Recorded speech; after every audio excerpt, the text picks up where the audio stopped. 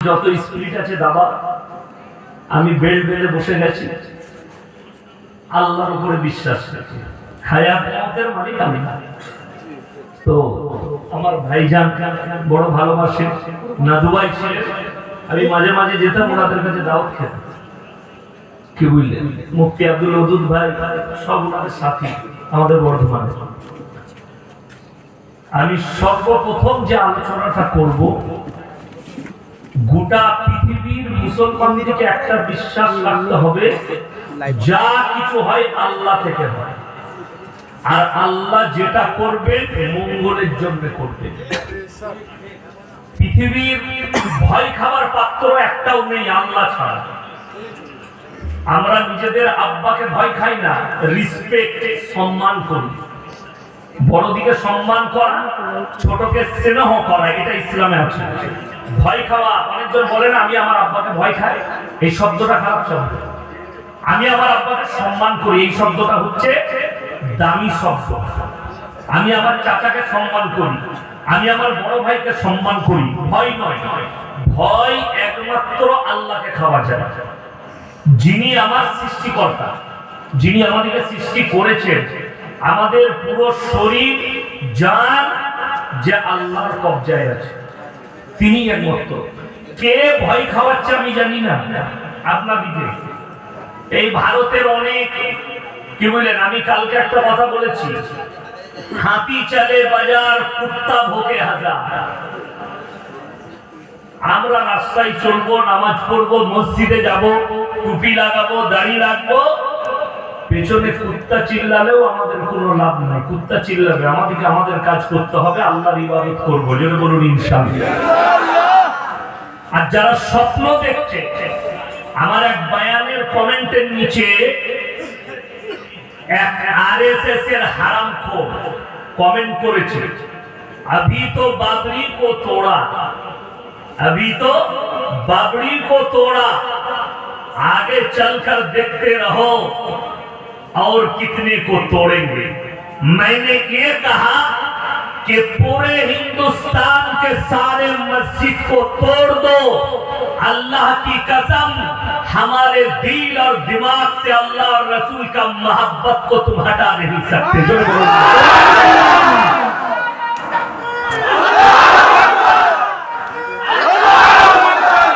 মুসলমান ভাই ভয় খাওয়াচ্ছে, আর আমাদের দেশের কিছু নরমাল মুসলমান ভয় খাচ্ছে। এনআরসি হবে, তাড়িয়ে দেবে, কি বুঝলেন। এনআরসি এনআরসি এটা নয়, এই এদের এনআরসিতে কিছুই হবে না। আল্লাহর কসম করে বলছি, সব থেকে ডেঞ্জার এনআরসি হচ্ছে কবরের এনআরসি, যেখানটা পেরিয়ে গেলে চিরকালের জন্য শান্তি পাবেন। জোরে বলুন সুবহানাল্লাহ। তাইলে এদের দ্বারা কি হবে? सुनेलें, जरा चाहिए इस्लाम को मिटा देंगे, कुरान को मिटा देंगे, दुनिया से इस्लाम का नाम और निशान मिटा देंगे। वो लोग कान खोलकर सुन लो, फिरौन आया था मूसा को मिटाने, खुद मिट गए। नमरूद आया था इब्राहिम को जलाने, खुद मिट गए। अल्लाह की कसम, हमारे रसूल सल्लल्लाहु अलैहि वसल्लम को पत्थर मारा गया, फिर भी दिन को मिटाया नहीं गया। और हमारे अल्लाह ने वादा किया, अभी तो तुम लोग तो 4-5 कुत्ते भोग रहे हो दिल्ली से लेकर हिंदुस्तान में, कि मुसलमान को मिटा देंगे और हमारे इज्जत के साथ खेलवाड़ कर रहे हो। तो ये कान खोलकर समझ लो, तुमसे पहले आया था पखंडी अंग्रेजों ने, 200 साल तक हिंदुस्तान में राज किया, और उन लोगों का खौफ था कि इस्लाम को मिटाना। और गुजरात के गमती नदी के किनारे पर 10 लाख कुरान को जलाया था। हमारे हिंदुस्तान के शेख मुशाइख शाह अब्दुल अजीज मुहद्दिस देहलवी रहमतुल्लाह अलैह ने फरमाया, अरे ओ अंग्रेजों के बच्चे, तुम ये समझ रहे हो कि 10 लाख कुरान को जलाकर हम हिंदुस्तान से दुनिया से कुरान को मिटा देंगे, तो ये तुम्हारा खौफ है। उन लोगों ने पूछा क्यों? तो उन्होंने कुरान सुना दिया। আমি উর্দুতে বক্তব্য দেবো না, কেন বলছি জানেন? এই আমার যেগুলো পারমিশনের ইউটিউব আছে, এরা ছাড়লে जो कुत्ते भोग रहे हैं उनको पता चला कि ये मौलवी को उर्दू भी बोलना है कि नहीं। हमारा बात भी समझ में आए कि बंगाल में भी एक शेर है, যারা আমাকে বদনাম করতে চাইছে, ইজ্জত আল্লাহ তরফ থেকে আসে, ঠিক কি না কথা বলে? আল্লাহ যদি ইজ্জত দেয়, তোমাদের 14 পুরুষ লেগে গেলেও ইয়াসিনকে বেইজ্জতি করতে পারবে না। আর সবাই জেনে গেছে মোবাইলে এডিট করা হয়, হয় না? হয় না, এডিট করা হয়। একটা আমি একজনকে প্রুফ দিয়ে পাঠাবো যে একটা প্রোগ্রামে দেখছি আমাদের দেশের প্রধানমন্ত্রী বলছে मैं আরবি में कुछ कहना चाहता हूं। তারপরে তিনার গলাটায় ভার্সেনটা, তিনার গলাটা আছে, কিন্তু একটা গান তাওয়াল্লিওয়ালা বলে একটা আরবি গান তিনি গাইছেন, কিন্তু গলা গানটা তার গলা ভার্সেন এডিট করা হয়েছে। তো এডিট করে আমাদেরকে যারা ইয়াসিনকে বদনাম করতে চাইছে, তোমরা এটা জেনে রেখে দাও, বদনাম করে ইয়াসিনকে কখনো হককে দাবানো যাবে না। বাতিল শেষ হয়ে যাবে, হক প্রতিষ্ঠিত হবে পৃথিবীর বুকে। চলে বলুন ইনশাআল্লাহ।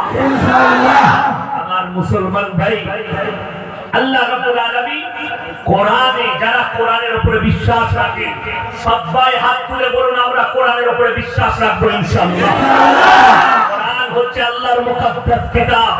আমার আল্লাহ যেটা ওয়াদা করেছেন, আল্লাহ ওয়াদা খেলাফ করবেন না। জোরে বলুন ইনশাআল্লাহ।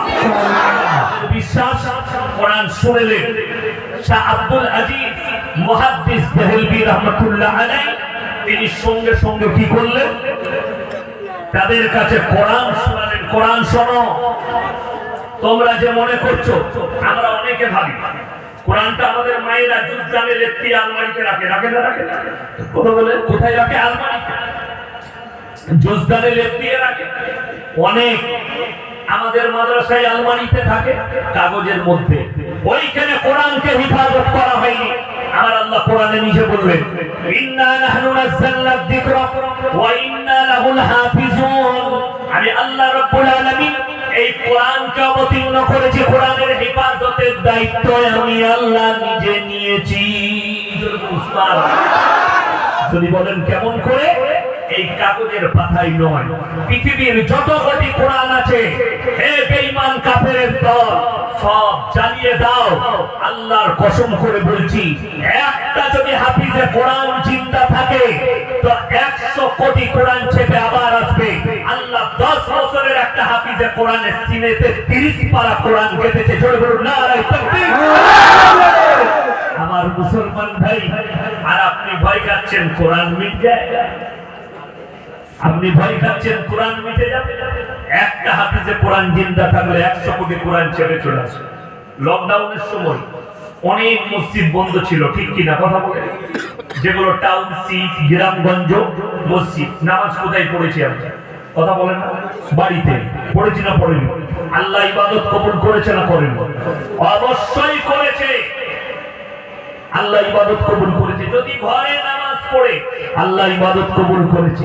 আমি তো একটা জলসায় বলেছি, আমাদের মুসলমান ছেলেরা দ্বীন ইসলাম বুঝে না, শরীয়ত জানে না। বাবরি মসজিদ ভেঙে গেছে, রাম মন্দির তৈরি হয়েছে, এর মধ্যে আল্লাহ ভালাই রেখেছে।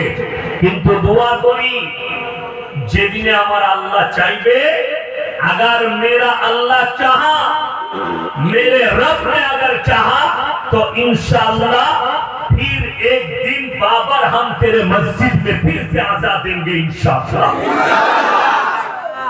तो ওই জন্য ভয়ের কিছু নেই। বাবর আবার তোমার মসজিদে একদিন আল্লাহ চাইলে আজান হবে। আমাদের মুসলমান যুবক কাঁদছে বাবরি মসজিদের জন্য। তুমি কাঁদছো বাবরি মসজিদের জন্য, আর তোমার মসজিদ কাঁদছে তোমার জন্য। তুমি মসজিদে যাও না নামাজ পড়তে। কত দুঃখের বিষয়, কত বেদনার বিষয়। তুমি নামাজ পড়ো, তোমার মসজিদ ভরে দাও, আল্লাহ তোমার দোয়াকে কবুল করবে। কাকে ভয় খাচ্ছেন আপনারা? এরকম কত হারাম করেছি। আপনার হাদিস জানা আছে, কোরআন জানা আছে, স্টাডি করুন। আজকে দুঃখের বিষয়, মুসলমান কোরআনটাকে কি ভেবেছে জানেন? এই কোরআন শুধুমাত্র মানুষ মরে গেলে কোরআন খানি করে মানুষকে দোয়া করার জন্য। আপনি ভেবেছেন এই কোরআন শুধুমাত্র কবর জিয়ারত করার জন্য। আপনি ভেবেছেন এই কোরআন রমজান মাসে খতম করার জন্য। আপনি ভেবেছেন এই কোরআন শুধুমাত্র মানুষের জন্য ইসালে সওয়াব করার জন্য। এইটাই তো ভুল হয়ে গেছে। আপনার হুজুর আপনাকে বোঝাতে পারেনি। ওই জন্য আমি কিন্তু বল আলু হুজুর লয়। আমাকে যারা দাওয়াত দিয়েছে তারা জানে আমি কিন্তু লম্বা গড়ালে গড়াবো। আমি আমার কথাই বলবো, আমি তোমার ভাষা বলবো না। আজকে দুঃখ ওটাই, কোনদিন কোরআনকে জিজ্ঞেস করেছেন, আপনার হুজুরকে জিজ্ঞেস করেছেন যে হুজুর সাহেব এত বড় তো গল্প শোনাচ্ছেন, কোরআন খানি করে জান্নাতে দিচ্ছেন, কিন্তু কোরআনটা আল্লাহ কিসের জন্য পাঠিয়েছেন? কোরআনকে একবার কোরআনটা শুনিয়ে দেন। কোরআন নিজে বলেছে আল্লাহ আমাকে কিসের জন্য পাঠিয়েছে। কোরআনকে জিজ্ঞেস করুন। কোরআন নিজে বলছে আলিফ লাম রা কিতাবুন আনজালনাহু ইলাইকা লিতুখরিজান নাস মিনাজ যুলুমাতি ইলান নূর।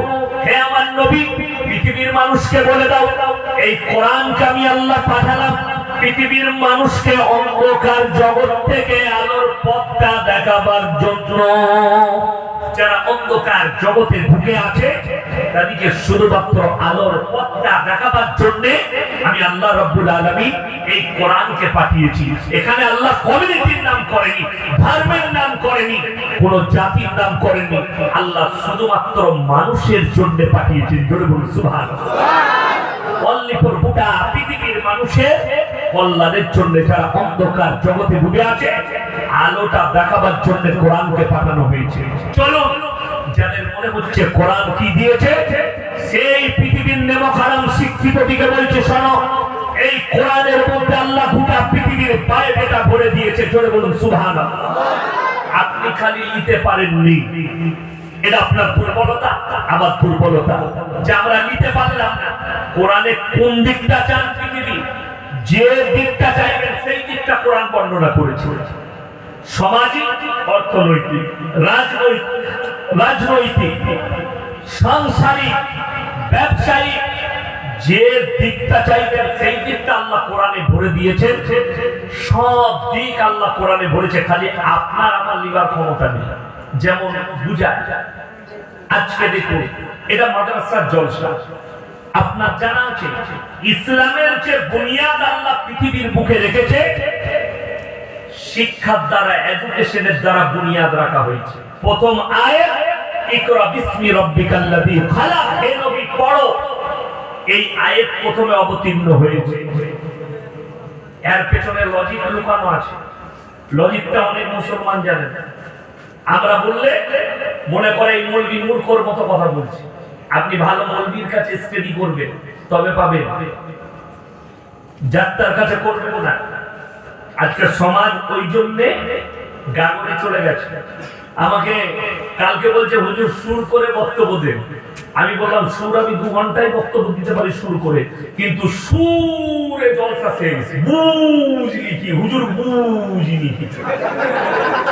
এই করেই তো সমাজ শেষ হয়েছে, এই করেই শেষ হয়েছে। আপনার বেরেনে বক্তব্য ঢুকেনি, কোরআন হাদিস ঢুকেনি, হারাম হালাল ঢুকেনি, খালি আপনি সুর শুনেছেন। হুজুরের সুরটা কেমন, কানে হাত লাগিয়ে আমি 2 ঘন্টা বায়ান করে দিলাম সুর করে, বাস জলসা শেষ। সকালবেলায় জিজ্ঞেস করছি কি শুনলি, বলে হুজুরের গলাটা খুব ভালো ছিল। এইটাই বুঝেছে, আর কিছু বুঝেনি। আমি কিন্তু সুর দিতে জানি, ঠিক সময়ে সুর দেবো। আমি কিন্তু স্যাম্পল ভাবে কথা বলছি যেন আপনার ব্রেনে ঢুকে। দেখুন আল্লাহর হাবিব সাল্লাল্লাহু আলাইহি সাল্লাম উম্মি ছিলেন, দুনিয়ার বুকে কারো কাছে লেখাপড়া করেন না। যদি অনেক জনের মনে হবে তাইলে কি হুজুর মনে হয় নবীজিকে মূর্খ বলছে? আমি একবার মূর্খ বললাম? নাউজুবিল্লাহ বলে।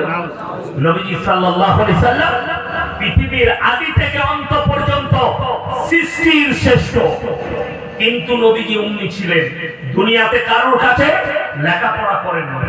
আমি আজকে আপনাদের স্টেজে বসেছি, এইখানে যদি আমার শিক্ষক আসে, শিক্ষা গুরু আসে, সে কি বলবে? ইয়াসিন আমার ছাত্র, বলবে না? বলবে না? তো আমি আমার শিক্ষকের কাছে ছোট না বড়? বাবা ছোট। তিনি আমাকে পড়িয়েছেন। এই নবীজির পেছনে আল্লাহ লজিক লুকিয়েছেন। কেউ যদি নবীজি সাল্লাল্লাহু আলাইহি সাল্লামকে শিক্ষা দিতে, সে দাবি করত মুহাম্মদ আমার ছাত্র, আমার রাসূলকে ছোট করা হতো। তাই যত বড় নবী পয়গম্বর রাসূল পাঠিয়েছি, একজনের শিক্ষক দুনিয়াতে ছিল না। সকলের শিক্ষক হচ্ছেন আমার আল্লাহ নিজে। জোরে বলুন সুবহানাল্লাহ। এইটা হচ্ছে লজিক। শেষ লজিকটা শুনে নিন। আল্লাহর হাবিব সাল্লাল্লাহু আলাইহি সাল্লাম যখন দুনিয়া থেকে বিদায় নিয়েছেন, বুখারী শরীফের হাদিসে আছে, ওয়াফাতের হাদিসগুলো, নবীজির জানাজার নামাজ জামাত করে হয়নি। এর পেছনে লজিক আছে।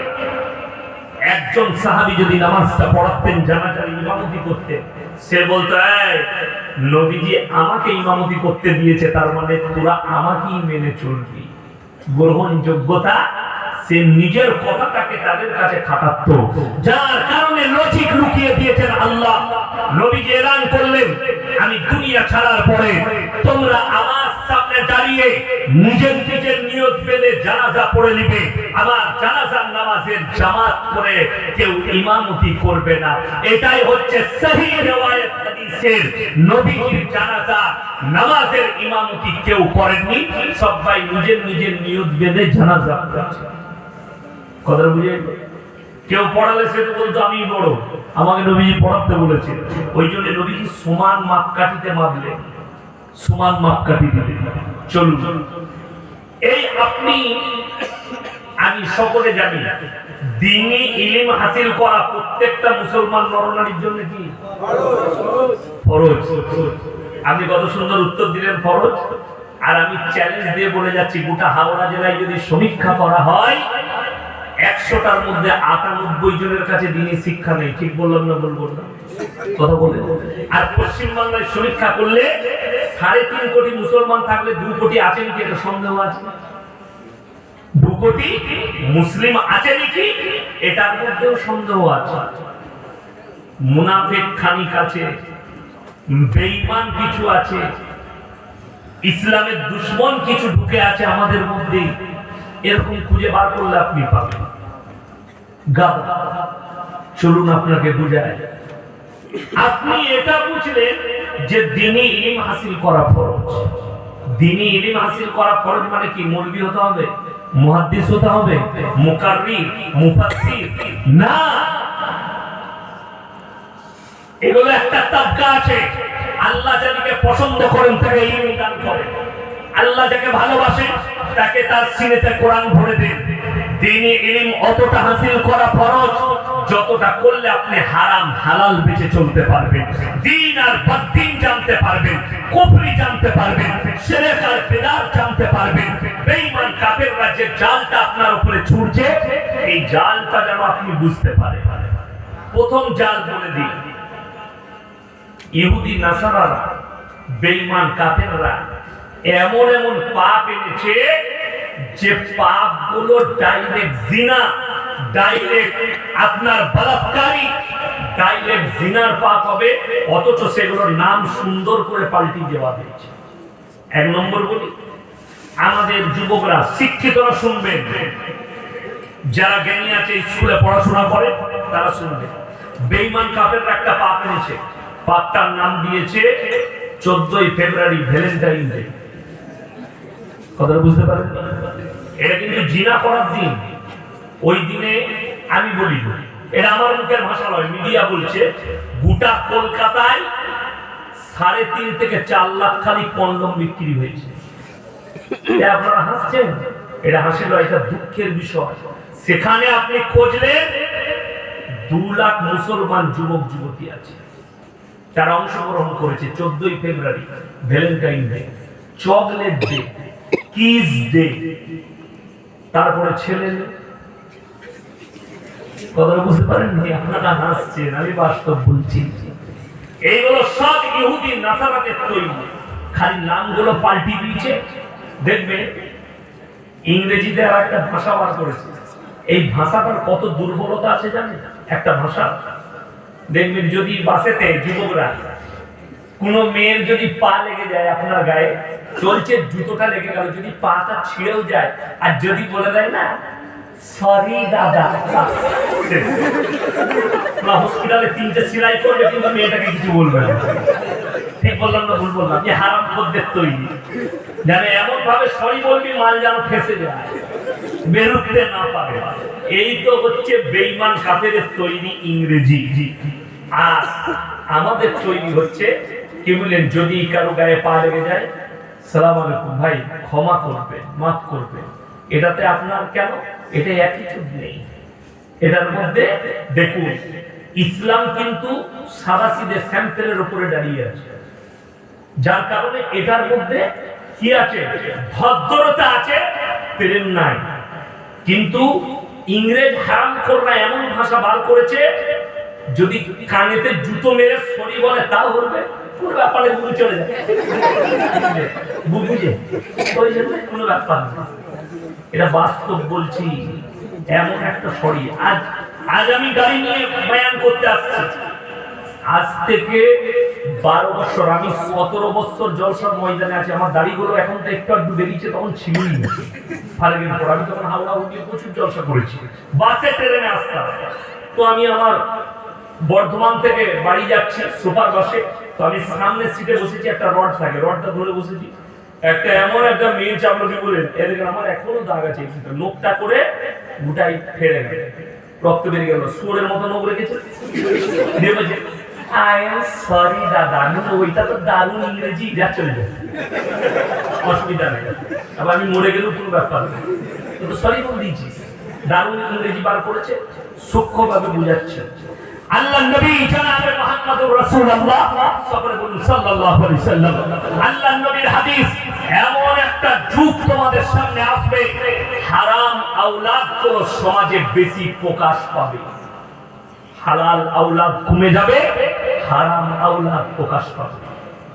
তার একটা সূত্র বলে দিই। আমাকে যদি জিজ্ঞেস করেন হুজুর আপনি কে, তো আমি আমার বাপের নাম নেব না মায়ের? কথা বলে না বাপের। আমি যদি আপনাকে কেউ কি জিজ্ঞেস করি তুমি কে, তো তার যদি বাবা মারা যায় তাও সে বলবে আমি মৃত অমুকের ছেলে, বলবে না? বলবে, কিন্তু মায়ের নাম নেবে না। আল্লাহর কসম করে বলছি, ইনসানের, মানুষের যে পরিচিতি সেটা বাপের দ্বারা আল্লাহ পৃথিবীতে ঘটিয়েছেন। জোরে বলুন সুবহানাল্লাহ। আমাদের পরিচয় বাপের দ্বারা। আচ্ছা, আপনাদের এখানে ছাগল আছে না? না, ছাগল আছে, খাটালে গায়ে আছে। আচ্ছা, ছাগলের ছানা হলে আপনারা পাটার ছানা বলেন না? ছাগলের গায়ের বাচ্চা হলে কেউ ষাঁড়ের বাচ্চা বলে না, বলে গায়ের বাচ্চা। কেন? জানোয়ারের পরিচয় আল্লাহ দিয়েছে মায়ের দ্বারা, ইনসানের পরিচয় বাপের দ্বারা।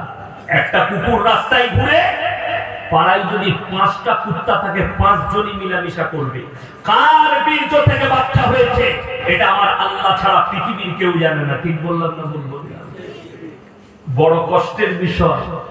আপনি মনে মনে ভাবছেন হুজুর কি পার্থক্য বলবে, এটা মারাত্মক পার্থক্য। চলো, এই বেঈমান কাফেররা একটা নাম দিয়েছে পাপে, এই জানোয়ারের মতো আচরণ করবে এরা, সেটার নাম দিয়েছে আপনার রিলেশনশিপ। যে পাপটা আমাদের দেশের নয়, পৃথিবীর আর্টিস্টদের কাছে বেশি আছে। আমাদের দেশে যেটা আছে আর্টিস্টদের কাছে, আমি কোনো আর্টিস্টের নাম নিই,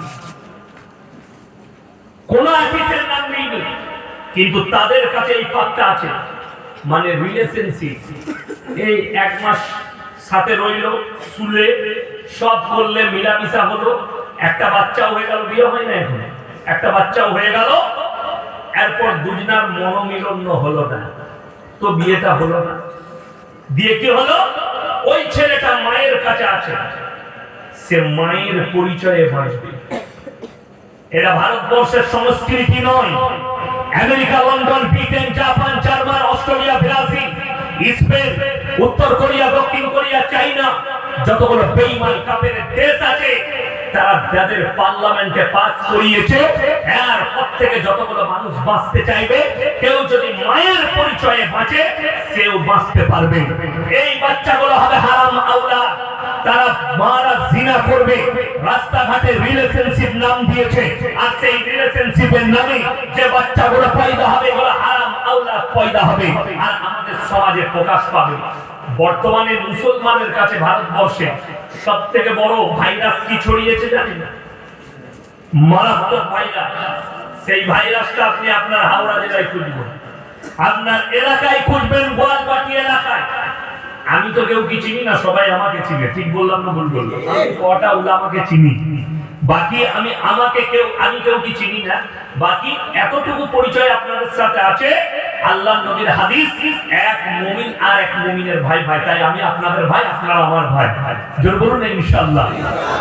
এতটুকু পরিচয় আছে। আর এখানে মুখ চিনা হলো, শুনেলেন? আমি অনুরোধ করে বলে যাচ্ছি, যে ভাইরাসটা এসছে সেই ভাইরাসটার নাম হচ্ছে লোকের বউকে নিয়ে পালিয়ে গিয়ে ঘর করা। কথা বলতে পারেন? আপনি হাওড়া জেলার লোক নয়, আমাদের বর্ধমানের লোক, লোকের বউকে নিয়ে পালিয়ে এসে আপনার এখানে ঘর ভাড়া নিয়ে বাস করছে। আর লোকে মসজিদে আবার হারামখোর ফাঁস কাতারে নামাজ পড়ে। হ্যাঁ, আর লোকে মনে করে কি পরেজগারবে। আপনি দেখবেন বোম্বাই, দিল্লি, গুজরাট, আমাদের কলকাতা, আমি বলি এই দেখবেন হাওড়া জেলার সবথেকে বড় মসজিদ হচ্ছে নিবরে মসজিদ। ঠিক কিনা কথা বলেন? আপনি জুম্মার দিনে যাবেন, বেশি কিছু বলবো না, জুম্মার দিনে ঠিক দেখবেন সব থেকে বেশি যে পাপ করে, যে মালকটা সুদ খায়, যে মালকটা লোকের টাকা মেরে নিয়েছে, সে হারাম কটা একদম ফাঁস কাতারে থাকে। হ্যাঁ, তারা চেষ্টা করে ফাঁস কাতারে বসবো। কেন? লোকে যেন আমাকে মনে করে এর মতো পরেজগার আর পৃথিবীতে কেউ নেই। বড় কষ্টের বিষয় ভাইজান। আমি বললে খারাপ বলবি, আমাকে বললে গালি দাও, আমাদিকে বললে তোমরা, মৌলবীরা বললে মৌলবীদিকে গালি দেয়। লোকের বউকে নিয়ে পালিয়ে গিয়ে ঘর করছে। তুমি এটা জিজ্ঞেস করেছো তোমার ইমামকে? তুমি মুফতিকে জিজ্ঞেস করেছো? আমাকে ইয়াসিনকে নয়, তুমি তোমার মসজিদের মৌলবীকে জিজ্ঞেস করো যে আমি যে কাজটা করেছি এটা পাপ না পূর্ণ, এটা নেকি না ভালো কাজ, এটা তুমি জিজ্ঞেস করো ভালো করে। আমার ভাই, কোন মেয়ে তার স্বামী, আগের স্বামী যখন না তালাক দিচ্ছে, সেই মেয়েটা ইদ্যত পালন না করা পর্যন্ত, সেই মেয়েটা যদি অন্য জনের সঙ্গে ঘর করে, আমি ইয়াসিন বলে যাচ্ছি, গোটা হাওড়া জেলার মুফতিরা যদি এক কাছে হয়ে নিকাহ পড়ায়, আল্লাহর কসম নিকাহ হবে না, হারাম। এবং যতগুলো বাচ্চা পয়দা হবে হারাম আওলাদ হবে। এবং শুনেলেন আমার ভাই, এই বাচ্চাগুলো তো হারাম হবেই হবে। দ্বিতীয় নম্বর, যতদিন তার সঙ্গে ঘর করবে জিনা করা হবে। জিনা ভাই খুলে দাও, একটা ক্যামেরা খুলে দাও তো ভাই। আমি তো মানা করছি না কেস খুলে দাও না ভাই, একটা ক্যামেরা খুলে দাও। আরে খুলতে বলছে খুলে দাও, আপনাদের দুটো ক্যামেরার জন্য ওনার আগুন লাগছে। আমার ভাই খুলে দাও, এটা খুলে দাও। খুব ভালো করে বুঝবেন যে সমাজ যে পরিস্থিতির উপরে চলছে। কাঁচ জানেন? কাঁচ পাতলা, আগে হারিকেন হতো। হারিকেন জানেন আপনারা? বাড়িতে জ্বালাতে তখন লাইটের অত ব্যবস্থা ছিল না। সেই হ্যারিকেনের কাজ যেভাবে একদম সূক্ষ্ম কাজ, ওর থেকেও নাজুক অবস্থা হয়ে গেছে আমাদের পরিস্থিতি, বড় নাজুক। সেই নাজুক পরিস্থিতি করেছে জানেন? এক যুগে আমাদের মুফতিরা ফতোয়া দিয়েছিল যে তোমরা বাড়িতে টিভি দেখো না। বড় বড় উলামায়ে দ্বীনরা ফতোয়া দিয়েছিলেন টিভি দেখা হারাম। তখন বহু ইমানদার মুসলমান তারা টিভি খরিদ করেনি, তারা বাড়িতে টিভি রাখেনি, তারা মুমিন ব্যক্তি ছিল। বেঈমান কাফেররা মিশন তৈরি করলেন, মুসলমানরা বাড়িতে টিভি রাখবে না, এদের পকেটে পকেটে টিভি ঢুকিয়ে দাও। সেটার নাম দেওয়া হয়েছে মোবাইল। এই মোবাইলে আমি বলে যাচ্ছি, এই মোবাইল এত ডেঞ্জার, গোটা সমাজে মার্ডার, কারাপশন, চুরি, ডাকাতি, ফেরতি, যত রকমের পাপ এই মোবাইল মানুষকে করিয়ে দিচ্ছে। এই মোবাইল আজকে দেখুন আমাদের সমাজ ব্যবস্থা ভেঙে পড়ছে। আমার কুরবানির পরে একটা জলসা ডেট দেখানো আছে, তো আমি একজন ফোন করলো হাওড়া জেলা থেকে, হুজুর ওই ডেটটা পাওয়া যাবে? আমি বললাম দাঁড়াও, অনেকদিন আগে লিখিয়েছি, জিজ্ঞেস করে নি। আমি তাকে ফোন লাগিয়েছি, একবার করলাম, দুবার করলাম, তুললো না। তৃতীয়বারে তুললো কে? একটা বাচ্চা ছেলে। আমি বুঝতে পারলাম তার গলাটা বাচ্চা ছেলে। আব্বু ফোন এসেছে, কেউ ফোন করেছে। ফোনটা কেটে গেল। আমি পরপর 5 বার করলাম, তারপরে হয়তো তার হাত থেকে কেড়ে নিয়ে তার বাবা রিসিভ করেছে। কোথাকার বলবো না কি। আমি বললাম ফোনটা কার কাছে ছিল? আমি এতবার ফোন করলাম, ছেলেটা দিতে গেল। হুজুর আমার ছেলে গেম খেলাচ্ছে। আমরা তুমি হারামখোর একজন।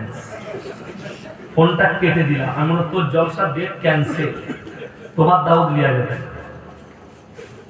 সে বারবার ফোন করেছে, আমি ফোন আর রিসিভ করিনি, আজ পর্যন্ত রিসিভ করিনি, আর করবো না, ডেট ক্যান্সেল। ভেবে দেখো এই বাবার দ্বারা কত বড় পাপ হচ্ছে। এই বাচ্চা ছেলে মাকে জ্বালাচ্ছে। মায়ের ভালো করে শুনবেন, রান্না করতে যাচ্ছেন কিংবা কোনো কাজের জন্য মা একটু পেরেশান করছে, মা নিজের মোবাইলটা বাচ্চা ছেলের হাতে দিয়ে দিচ্ছে। আমি বলিনি, এই ফেসবুকের আবিষ্কারক, ইউটিউবের আবিষ্কারক, মোবাইলের আবিষ্কারকরা, বড় বড় কোম্পানির মালিকরা যারা মোবাইল তৈরি করছে, তারা বলেছে 2030 সালের মধ্যে বেশিরভাগ বাচ্চার ব্রেন গুলো হ্যাং হয়ে যাবে।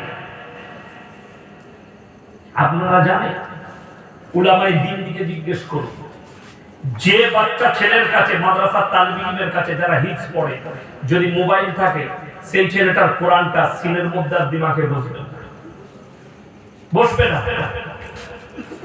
আমরা 35টা করে সবক শুনিয়েছি। আমি ভাইজান জানে, আমি যখন ইরফানিয়ায় পড়তাম, আমি ফজরের পরে কিতাব মুতালা করে গিয়ে ক্লাস করে চলে আসতাম। ফজরের পরে, রাত্রে মুতালা করতাম, ফজরের পরে কিতাব মুতালা করতাম, ক্লাস করে চলে আসতাম।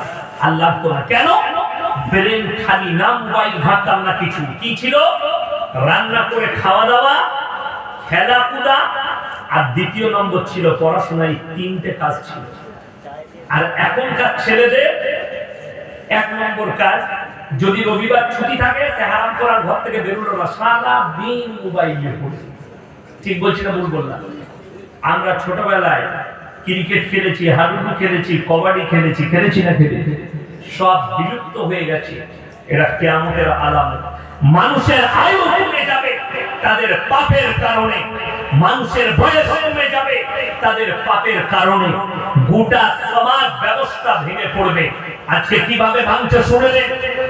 আল্লাহর কৃপা, আল্লাহর দয়া। হাওড়া জেলার মানুষ, হাওড়া, হুগলি, মিঠিয়াগঞ্জ, কলকাতার মানুষরা, আপনারা ভাগ্যবান যে আপনাদের টাকা, যাকাতের পয়সা পশ্চিম বাংলার সব মাদ্রাসায় যায়, উস্তাদদের পয়সা। জোরে বলুন সুবহানাল্লাহ। আপনি দেখতে পাবেন আজকে যারা যাকাত দিচ্ছেন তারা কিয়ামতের দিনে খুশি হবেন। আর আজকে যারা দান করাকে আর মাদ্রাসায় টাকা দেওয়াকে যারা জুলুম মনে করছে, তারা কিয়ামতের দিনে অন্ধকার দেখতে পাবে। এমন একটা যুগ আসবে, যাকাত দেনেওয়ালা থাকবে, লেনেওয়ালা থাকবে না। এত বড় বড় মাদ্রাসার মসজিদ হয়ে যাবে। মুসান্নাফ ইবনে আবু শাইবার হাদিস, আল্লাহর নবী সাল্লাল্লাহু আলাইহি ওয়াসাল্লাম বর্ণনা করলেন, পৃথিবীর বুকে মসজিদগুলো মুসল্লিতে ভরে যাবে, গোটা পৃথিবীতে ইসলাম প্রতিষ্ঠিত হয়ে যাবে। জোরে বলুন সুবহানাল্লাহ। ওই জন্য আমি ইয়াসিন তো কারো পরোয়া করি না। হায়াত মত সকলে বলুন কার হাতে? আল্লাহর হাতে। একটা কথা মাথায় রাখবেন, আমাদের মতো মৌলবীকে জেনে দিলে আমরা বালাৎকার করিনি, আমরা জিনা করিনি, আমরা ধর্ষণ করিনি, আমরা মার্ডার করিনি। জেল যদি গেছি কোরআনের জন্য আর আল্লাহর জন্য, রাসূলের জন্য জেল যায়। এটা গর্বের বিষয় না? গর্বের বিষয় না? গর্বের বিষয়। আমরা তো মার্ডার করিনি। তো কেউ যদি জেলে দেখা আমাকে স্বপ্ন দেখে, তো আমি দোয়া করব আল্লাহ যেন তার স্বপ্নকে পূরণ করে, আমাকে যেন একবার জেলে দেয়। মুখা তো জানা নাই, আমি জেলে গেলে লোকে আরো বেশি চিনে যাবে আমাকে। ঠিক কি না? সে মনে করছে ইয়াসিনকে যেন কেউ না চিনে। এটা তো দোয়া কর যে আল্লাহ ইয়াসিনের মৃত্যু দাও, তবেই রুখতে পারবি, না যে রুখতে পারা যাবে? রুখতে পারা যাবে না। আমি ভয় খাই না, আমি একমাত্র আল্লাহকে ভয় খাই। হায়াত মত তো আল্লাহর হাতে, আপনারা সবাই আল্লাহকে ভয় খাবেন, যদি বলুন ইনশাআল্লাহ। মৃত্যুর জন্য কোরআনে আছে ইন্না আউলিয়া আল্লাহি লা খাউফুন আলাইহিম ওয়া লা হুম ইয়াহজানুন। হে নবী, পৃথিবীর মানুষকে বলো যারা আমার বন্ধু হবে সবাই আল্লাহর বন্ধু হবে, যদি বলুন ইনশাআল্লাহ। যারা আল্লাহর বন্ধু হবে, আউলিয়া শব্দের অর্থ আল্লাহর বন্ধু, তাদের জন্য দুনিয়া এবং পরকাল কোনো জায়গায় ভয় নাই। সকলে যারা মুমিন হবেন তারা কেউ ভয় খাবেন না, জোরে বলুন ইনশাআল্লাহ। আমাদের দেশের সমস্যা কি জানেন? নামাজ কিছু মানুষ পড়ে না, রোজা কিছু মানুষ রাখে না, কোন মানুষ পাপ করে। তার কারণ কি? তার কারণ হচ্ছে আমাদের মতই হুজুররা ধরেলেন আমি ইয়াসিন, আমাকেই ধরেলেন হুজুর আপনি হতে পারেন। অনেকজন বলছে যে হুজুর কার কথা শুনবো, কেন? এই হুজুর একটা কথা বলছে, ওই হুজুর আর একটা, এই হুজুর আর একটা বলছে। কোন হুজুরের কথা শুনতে হবে না। কোরআন মানেন না মানেন না? সকলে যে কোনো মানবো ইনশাআল্লাহ। শুনেলেন আপনাদের এখানে সবজি বাজার কোথায় আছে? ধুলাগড়ে আছে, বিরাট বড় বাজার ধুলাগড়ে, সবজি বাজার মার্কেট। সকালে যদি সবজি মার্কেটে যান আপনারা কানা বেগুন কিনবেন না? ভালো ভালো ভালো দেখে কিনবেন। কেউ যদি কানা বেগুন হবে, বউ বলে তুমি কানা নিবি, ও দেখে দাও, বউ বলবে না বলবে না? বউ তোমাকে কানা বলবে। তুমি কানা বেগুন কিনবে না, দেখে নিবে। তুমি পচা টমেটো কিনবে না, দেখে নিবে। তুমি মাছের পেটটা টিপে দেখে নিবে মাছটা পচা কিনা। বড় কষ্টের বিষয়, তুমি মাছটা চিনতে পারলে এটা পচা, তুমি কানা বেগুন চিনতে পারলে এটা কানা বেগুন। তুমি পচা টমেটো চিনলে, কিন্তু তুমি কানা হুজুরটা চিনতে পারো না তোমার বিবেকের দ্বারা। যদি বলেন হুজুর কি করে চিনবো, কোরআনকে জিজ্ঞেস করো। আপনাদের মনে হচ্ছে ইয়াসিন ভাই এসছে, এই হুজুররা বসে আছে, এরাই মনে হয় আগে জান্নাতে যাবে। এক শ্রেণীর আলেম সব থেকে প্রথমে জাহান্নামে প্রবেশ করবে। কারা? ইন্নাল্লাযীনা ইয়াকতুমুনা মা আনজালাল্লাহু মিনাল কিতাব ওয়া ইয়াশতারুনা বিহি সামানান কালীলা উলাইকা মা ইয়াকুলুনা ফি বুতুনিহিম ইল্লান নার ওয়া লা ইউকাল্লিমুহুমুল্লাহু ইয়াওমাল কিয়ামাতি ওয়া লা ইউযাক্কিহিম ওয়া লাহুম আযাবুন আলীম। হে আমার বিশ্বনবী, পৃথিবীর মানুষকে বলো তোমাদের মধ্যে এমন কিছু হুজুর থাকবে যারা আমার কোরআনের আয়াতকে লুকিয়ে দেবে নিজেদের পেট চালাবার জন্য। হে আমার নবী বলে দাও, তারা নিজেদের পেটেতে আগুন ছাড়া আর কিছু ভরে না। আমি আল্লাহ রাব্বুল আলামিন কিয়ামতের দিনে তাদেরকে কঠিন আযাবে মুবতালা করব। তারা কঠিন আযাবে মুবতালা হবে। এক নম্বর, যদি বলেন হুজুর উদাহরণ দেন, আমাদের দেশের সিস্টেম খুব ভালো। 4 বোতল মদ খেয়ে ধুলাগড়ে হাই রোডে অ্যাক্সিডেন্ট করে মারা গেছে, বলে চিন্তা নাই। বলে কি করবি? ইয়াসিন হুজুরকে দাওয়াত দিন। আমাকে দাওয়াত দিয়েছে, ও দেশি মুরগি দিয়ে ভাত আর গাওয়া ঘিয়ের পরোটা খেয়ে আমাকে বলেন হুজুর দোয়া করে। আমি এখন মিলাদ করে দোয়া করছি, রব্বানা আতিনা ফিদ দুনিয়া হাসানা ওয়া ফিল আখিরাতি হাসানা। আল্লাহ 4 বোতল মদ খেয়ে মারা গেছে, আল্লাহ আমাকে হায়ার করে এনে 10,000 টাকা দিবে। আল্লাহ দেশি মুরগি দিয়ে ভাত দিয়েছে, যা হোক করে আর বেটাকে জান্নাতে দিয়ে দাও। সে হুজুরকে আগে চালানি দিবে না? দিবে না? আপনি যদি বলেন কেন হুজুর মদ খেয়ে কি জান্নাতে যাওয়া যায় না? আমাদের দেশের দোষ তো এটাই তো। এই জন্য লোকে আমাকে মনে করে এটা হয়তো পীর বিরোধী মৌলবি। কে বললো আমি পীর বিরোধী মৌলবি? তোমার জানা নাই, হুজুররা জানে আমি নিজে পীরের বেটা। যারা জানে না তারা জানে না। আরে আমার আব্বাজি আমার পীর, বড় কষ্ট লাগে। আমার আব্বাজি কত বড় আলেম উলামারা ছিল। আজকে ওনার বাগনারে জলসা হাওড়ে, জোরে বয়স হয়ে গেছে 80 বছর, বাগনা। বড় কষ্ট লাগে, মনে করে পীর বিরোধী। আমি তো পীর বিরোধী নয়, আমি কিন্তু সিস্টেম বিরোধী। আমি সিস্টেম বিরোধী। আচ্ছা সবাই একবার আমার সঙ্গে বলুন সাল্লাল্লাহু আলাইহি ওয়াসাল্লাম। এটা দরুদ না দরুদ না? আচ্ছা এই যে দরুদ পাঠ করলাম, আপনাদের জানা আছে হাদিসটা? জলসার শেষে আল্লাহর ফেরেশতারা এই দরুদগুলো আল্লাহর রাসূল সাল্লাল্লাহু আলাইহি সাল্লামের রওজা মুবারকে পৌঁছে দেয়। জোরে বলুন সুবহানাল্লাহ। এরপর যদি আমি জলসা করতে এসেছি বর্ধমান থেকে, আমি বললাম ভাইরা মায়েরা বোনেরা, তোমরা যে যা দরুদ পড়েছ আমাকে কাগজে লেগে দিয়ে দাও, আমি বাড়িতে গিয়ে তাহাজ্জুদের নামাজে আল্লাহর নবীর রওজায় পৌঁছে দেবো। তাহলে আমাকে বলবেন না গুটকা খোর। আমি বললে দোষী? আমি বললে তো তুমি হাদিস বিরোধী কথা বললে না হুজুর, তুমি ধরা পড়ে যাবে এটা হাদিস বিরোধী কথা। আমি কারোর বিরোধী লোক নই, আপনাদেরকে কোরআন বুঝাচ্ছি আর হাদিস বুঝাচ্ছি। আমার মুসলমান ভাই একটা কথা ব্রেনে গেঁথে দিবেন, আমি হই কিংবা আমার বাপ হোক, যদি শরীয়ত বিরোধী কাজ করে আমার আল্লাহর কাছে রেহাই পাবে না। আপনি মনে মনে করছেন এই হুজুরটিকে দাওয়াত দিয়ে মিলাদ পড়িয়ে মাতাল হোক, গাঁজাখোর হোক, জীবনটা মদের ফাঁটিতে কাটিয়েছে, জীবনটা গাঁজার ফাঁটিতে কাটিয়েছে, হুজুররা দোয়া করবে জান্নাতে চলে যাবে। হ্যাঁ, বাংলাদেশের জিলাপি হুজুর আছে, তাদেরকে যদি বলেন তারা একদম ডাইরেক্ট জান্নাতে ঢুকিয়ে দিবে। হ্যাঁ বলছে তো, আমি বলিনি, আমার মোবাইলে রেকর্ডিং আছে। কাজ জানি ইউপি উত্তর প্রদেশে একটা জিলাপি হুজুর বয়ান করছে, एक ऐसा जमाना था जिस जमाने में बड़ा पीर अब्दुल कादिर जिलानी रहमतुल्लाह अलैह का नाम अगर कोई बेगर वुजू का ले लेता तो वो मर जाते थे। नाउजुबिल्लाह बोलবেন না? কত বড় তহমত বড় পীরের উপর। কে এমন এক জামানা ছিল, বড় পীর আব্দুল কাদের জিলানী রাহমাতুল্লাহ আলাইহি নাম নিলে মানুষ মারা যেত।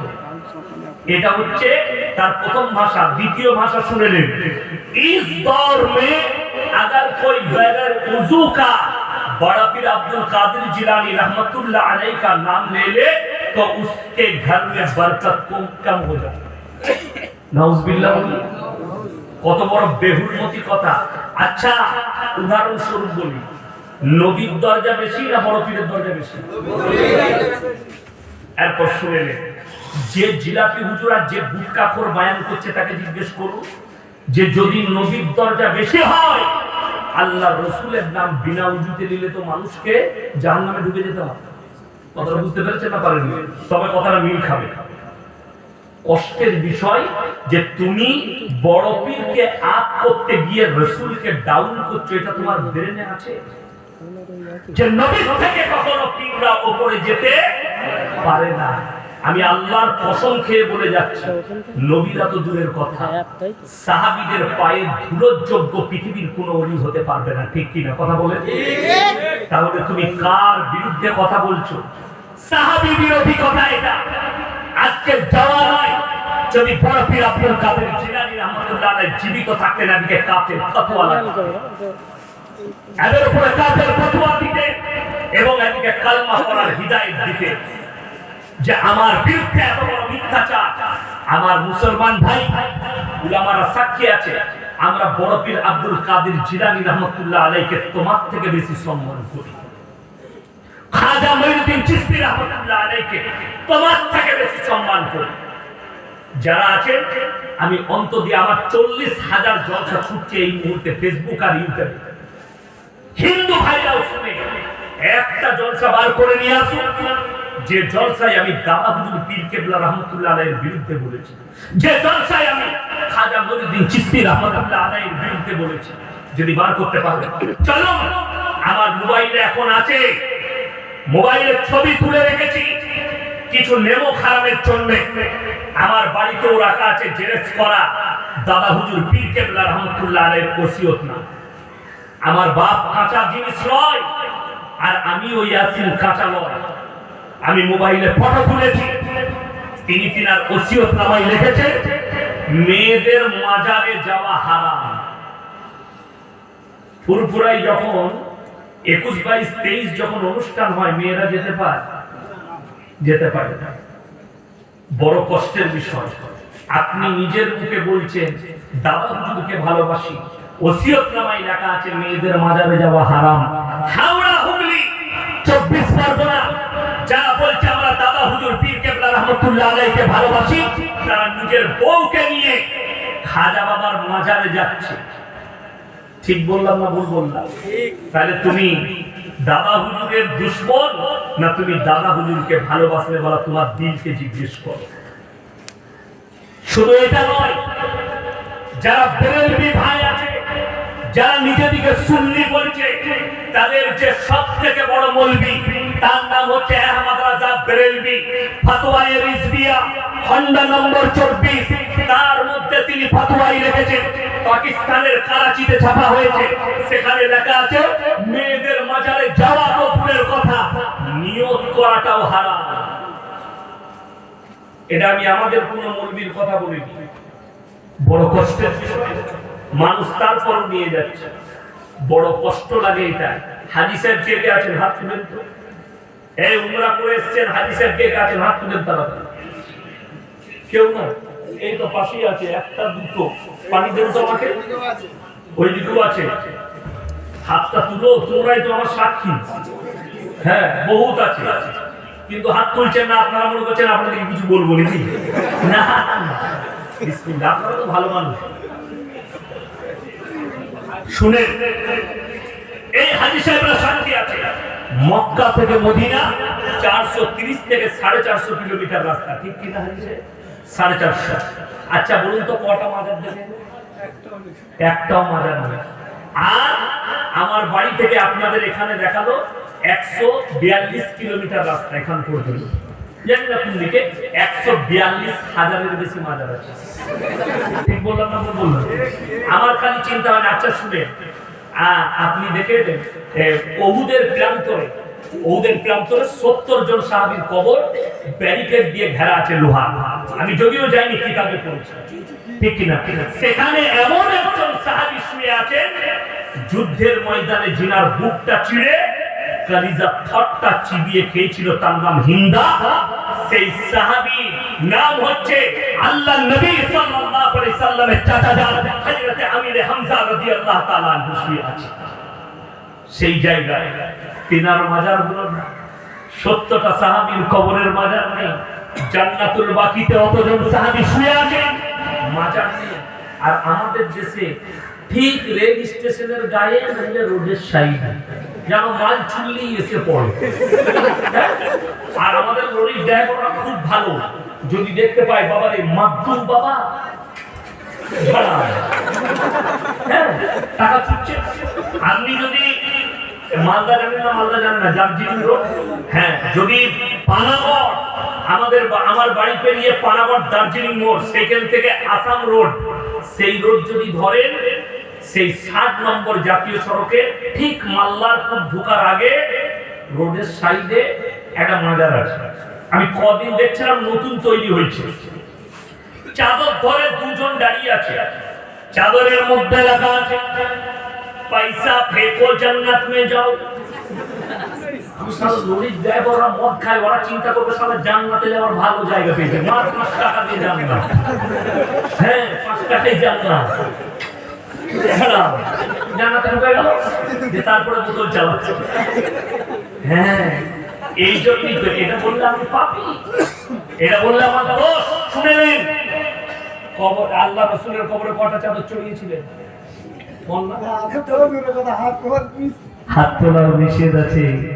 আমার মুসলমান ভাই, আমি বলে যাচ্ছি আল্লাহর কসম খেয়ে, যদি রাসূল কবরে চাদর চড়ানো জায়েজ হতো, তোমার মতো টানা চাদর নয়, আল্লাহর রাসূলের কবরটা আসমান পর্যন্ত হীরেমতি মুক্ত চাদরে ঢেকে যেত, ঠিক কিনা কথা বলে?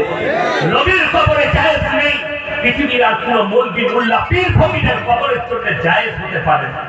জিজ্ঞেস করুন হাজী সাহেব দিকে, আল্লাহর নবীর কবরে কবার সিজদা করেছে? হাতটা বেরিয়ে ভেঙে দিবে সিজদা করলে। রাসূলের কবরে সিজদা নেই, পৃথিবীর আর কোন মৌলবি মোল্লা পীর ফকিরের কবরের জন্য সিজদা চলতে পারে না। সবথেকে দুঃখের বিষয়, এই আপনার রোড ওই পার পেরিয়ে গেলি হুগলি ডিস্ট্রিক্ট পড়বে, কিছুটা গেলি ডানকুনি গেলি, পড়বে না? পড়বে, বেশি দূর নয়। হুগলিতে তারকেশ্বরের কাছে কোন এক গ্রামে আমার জলসা ছিল, তো দাওয়াত আছে। আমি গেলাম, এরকম বড় প্যান্ডেল, প্যান্ডেলটা কিন্তু যেখানে হয়েছে পাকা করা আছে, পাশে দেখছি একটা গাছ আছে, গাছটা কিন্তু প্যান্ডেল দিয়ে ঘেরা আছে, কি গাছ বোঝা যাচ্ছে না, তবে গোড়াটা খুব মোটা। গোড়ায় একটা চাদর ল্যাপটানো আছে, গাছের গোড়াতে ঘোড়া রাখা আছে, ঘোড়া, আগরবাতি, মোমবাতি, অনেক কিছু রাখা। তো আমি স্টেজে গেলাম, বললাম বাবা আপনারা খুব ভালো গো। বলে কেন হুজুর? আমরা আপনাদের এখানে হিন্দু মুসলিমের খুব মহাব্বত।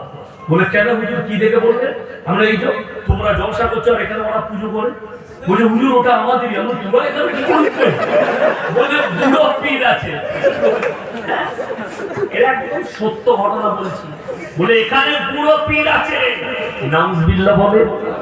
আপনি বলুন, আমাদের দেশের একটা অমুসলিম ভাই সনাতন ধর্মের কথা বলছি। আমি কোন ধর্মের বিরুদ্ধে কোনোদিন বলি না, কারো দেবদেবীকে গালি দিই না, তাদের ধর্ম তারা পালন করে। দেখুন, তারা একটা মাটির মূর্তি তৈরি করে পূজা করে। এটা শরীয়তে আল্লাহর কাছে কোরআনের শিরক না শিরক নয়? শিরক। শিরকের কাজ। কোরআন বলছে এটা শিরক। আল্লাহ ইচ্ছা করলে সব গুনাহ ক্ষমা করবেন, কিন্তু কেউ যদি জেনে বুঝে শিরক করে মারা যায় সে পাপ আল্লাহ ক্ষমা করবেন না। এটা কোরআন। চলুন, আপনি তাকে বলছেন শিরক করছে, তুমি মাটির ঘোড়া রেখে সিজদা করবে, এটা কি করে ইমানদারের কাজ হবে? তোমার বিবেককে জিজ্ঞেস করো। আমি হারাম ফতোয়া পড়ে দেব, আগে তুমি তোমার ব্রেনকে জিজ্ঞেস করে নাও যে আমি যে এখানে সিজদা দিচ্ছি মাটির কাছে, একটা মাটির ঘোড়া রেখে, এটা কি করে শরীয়তে জায়েজ হতে পারে? শুনে নেওয়ার পরে কোরআন। যারা ভাবছেন কেন গাছতলায় চাওয়া যাবে না, কেন মাজারে চাওয়া যাবে না, বড় কষ্ট লাগে। আপনারা জানেন ভারতবর্ষের বিখ্যাত দুটো মাজার, একটা হচ্ছে আজমির যেখানে খাজা মঈনুদ্দিন চিশতি রাহমাতুল্লাহ শুয়ে আছে, আর একটা বিখ্যাত মাজার সেটার নাম হচ্ছে হাজি আলী, যেটা পানির মধ্যে আছে, মুম্বাই আছে না? না? হ্যাঁ, আমি হাজি আলী মাজারের কাছাকাছি যাই, খালি মজা দেখি আর ওখানে পায়েস খাই। কেউ গেলে ওখানে পায়েস খাবেন, একটা হোটেল আছে শুধুমাত্র ফলের পায়েস পাওয়া যায়, অনলি ফর ফ্রুটের পায়েস। আমি যাই, তো ওখানে দুঃখটা কোথায় জানেন? বড় বড় সেট বিএমডব্লিউ, ওডি, মার্সিডিজ গাড়ি থেকে নামছে, দামি দামি গাড়ি থেকে, পরিবারকে নিয়ে। কোন মানুষ আছে ৫,০০০ টাকার চাদর কিনেছে, চাদর কিনে কবরে দিয়ে দিল, কবরে দিয়ে দোয়া করছে, बाबा मेरे को एक बच्चा दे दे, बाबा हमारे कारोबार में बरकत दे दे, बाबा हमारे घर बार को ठीक रखना। ও চাইছে মাজার, আর মাজার থেকে যখন বেরিয়ে আসছে রাস্তার দুদিকে ভিখারি বসে আছে, বলছে আল্লাহকে নামতে দে দে বাবা। তুই চাইছিস মাজারে, ভিখারি চাইছে তোর কাছে, তাহলে তোর হালটা খারাপ না তার হালটা খারাপ? কথা বুঝতে পেরেছেন না? পারবে মাজারে যদি পাওয়া যাবে তো মালটা তো ভিতরে যেয়ে নিতে পারবে, তোর কাছে চাইবে কেন? কথাটা বুঝে এসছে না? আসলে আমি বুদা বাংলায় বলছি, আমার বাবা বুদা বাংলায়। ভালো করে শুনবেন। যদি বলেন যে হুজুর কোরআনের দলিল দেন, গল্প শুনবো না, কোরআন খুলুন 17 পারা। কত পারা বললাম? 17 পারা। যাদের বাড়িতে মানে কোরআন আছে অবশ্যই আপনারা মানে কোরআনটা একবার খুলবেন, বুঝে যাবেন। মানে কোরআন খুললি, বাড়িতে যাদের মানে কোরআন আছে খুলবেন। কোরআন আল্লাহ রাব্বুল আলামিন বলেন 17 পারা শেষ পৃষ্ঠা শেষ রুকু, ইয়া আইয়ুহান নাসু যুরিবা মাতালান ফাসতামিউ লাহু ইন্নাল্লাযীনা তাদউনা মিন দুনিল্লাহি লান ইয়াখলুকু দুবাবান ওয়ালা বিসসামাউ লাহু ওয়া ইয়াসলুবুহুমুদ দুবাবু শাইআন লা ইস্তানকিদুহু মিন। হে আমার নবী বলো, তোমরা যাদের কাছে ভালো মন্দ চাইছো তাদেরকে জিজ্ঞেস করো, তারা একটা মাছি পর্যন্ত সৃষ্টি করতে পারে না। মাছি সৃষ্টি তো দূরের কথা, মাছি যদি তাদের কাছ থেকে কোনো জিনিস ছিনিয়ে নিয়ে যায় সেটা উদ্ধার করার মতো ক্ষমতা নেই। তারা হচ্ছে শক্তিহীন আর আমি আল্লাহ হচ্ছি শক্তিশালী। জোরে বলুন সুবহানাল্লাহ। আজকে একটা আমি স্ক্রিনশট মারলাম, দেখা আপনারা মনে করছেন মিথ্যা বলে, কারণ কি কি লেখা আছে বলে দিচ্ছি। কি কি লেখা আছে স্ক্রিনশট মারলাম। আজ কি মনে হচ্ছে?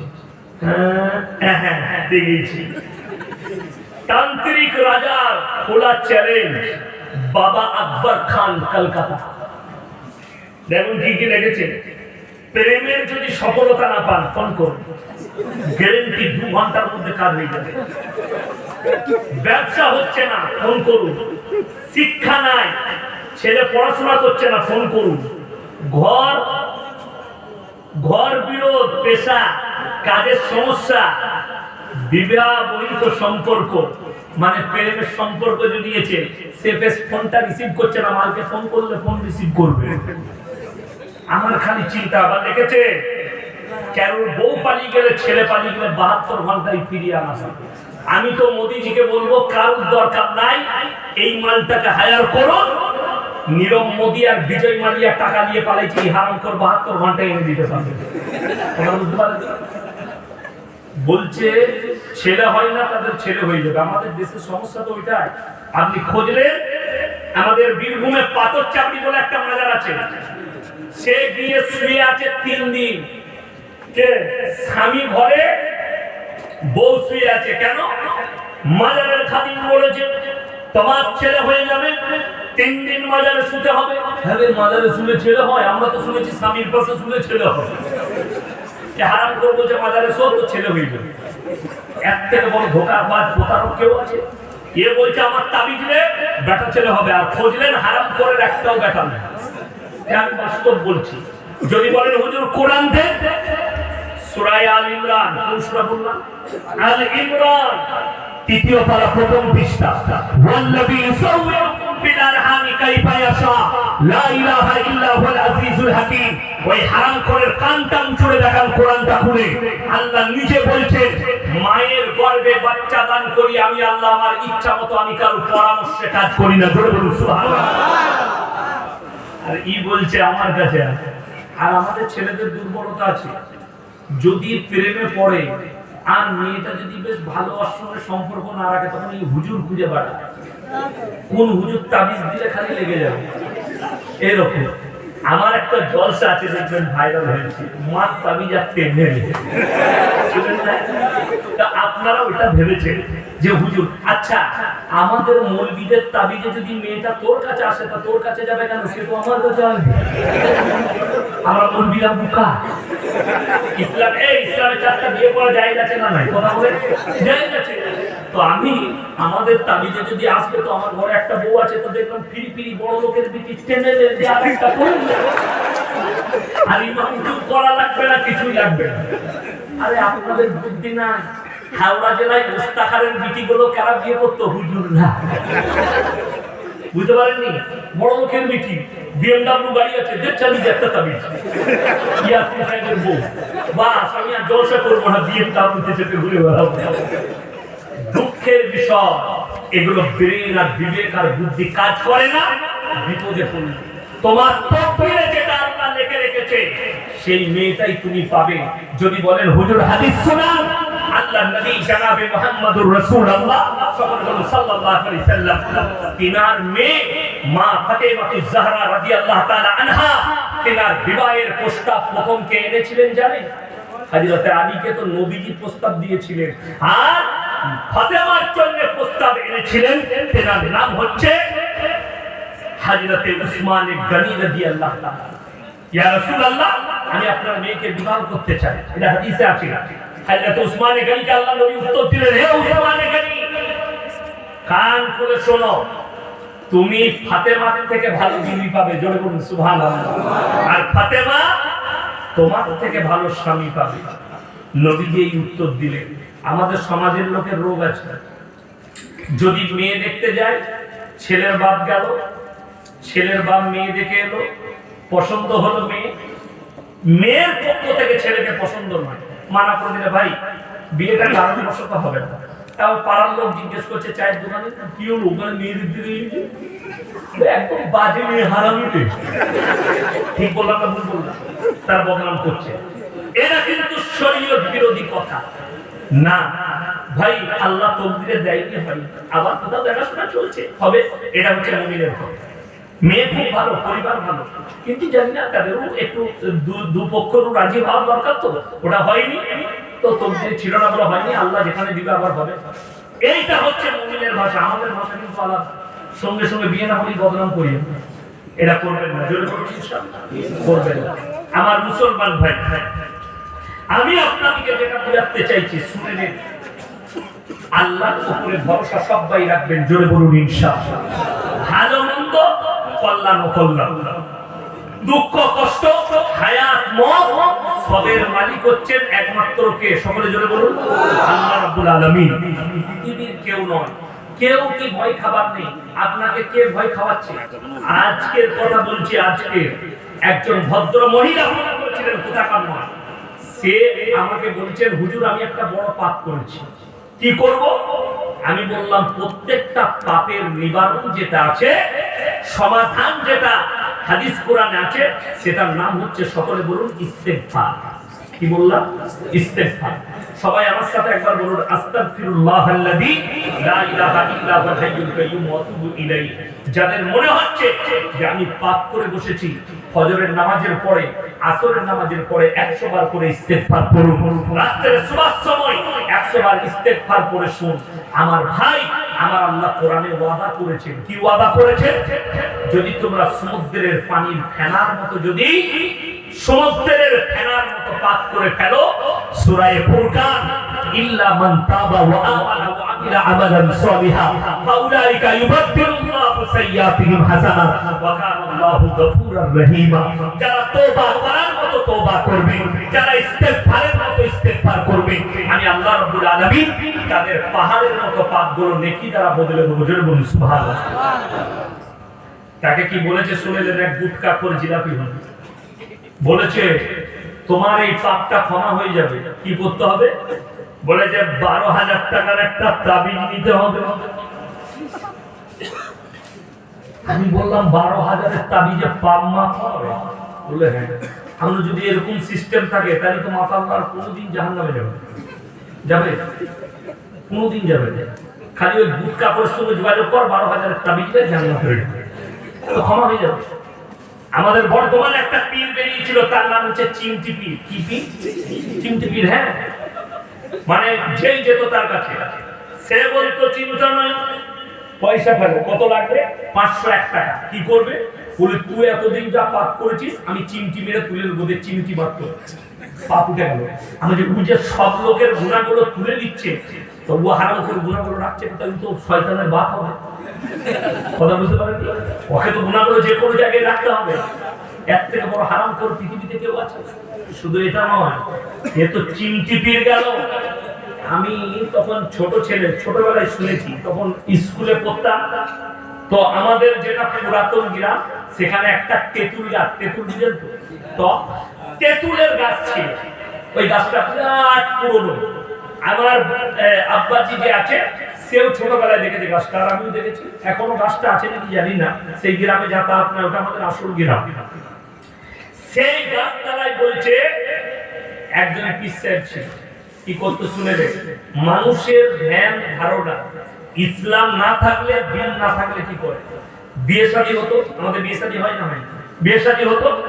মেয়েরা কি করতো? বলে বিয়ে হলে নাস্তা তৈরি করে। আমাদের দেশে বরযাত্রীর জন্য নাস্তা হয়, মেহমানের জন্য। তো নাস্তা তৈরি করেছে, লুচি, ঘুগনি আর মাংস কষা, রসগোল্লা, সব প্লেটে সাজিয়ে ওই তেঁতুল গাছের তলায় দিয়েছে, বলে পীর সাহেব খাবে। ওরা রেখে চলে গেছে, খাচ্ছে কুকুরে। কিসে বললাম? কুকুরে। তো প্লেট সাফ করে দিয়ে কুকুর চলে গেছে। এরা এসে বলছে পীর সাহেব একদম সুন্নত আদায় করে খেয়েছেন। আমরা সুন্নত আদায় করে তোদের পীর খাই না হয়, ওই হজরত খেয়েছে। এই হচ্ছে মুসলমানের আকিদা। আচ্ছা, কোনো মানুষ মারা গেলে সে খেতে পারবে? খাবার যোগ্যতা আছে? কথা বলার যোগ্যতা আছে? নাই। মানুষ কতটা গুমরা যে আমরা দিয়ে এলে পীর খায়। দ্বিতীয় নম্বর গুমরাহি শুনেলেন, অনেক মানুষ বলে না, অমুক জায়গায় গাছতলায় একটা পীর ছিল, একটা বাচ্চা ছেলে পেশাব করে দিয়েছে, তার পাটা বেঁকে গেছে। বলেন না, ঘটনা শুনেন নাই? এই গুটকা করার জিলাপি হুজুরের ঘটনা। পাটা বেঁকে গেছে, হাতটা মুচকি গেছে, প্যারালাইসিস হয়ে গেছে। ইমানদারির সঙ্গে বলুন, এটা হাদিস শোনাচ্ছি। আল্লাহর হাবিব সাল্লাল্লাহু আলাইহি সাল্লামকে তয়েফের মাটিতে রক্তাক্ত করা হয়েছিল না হয়নি?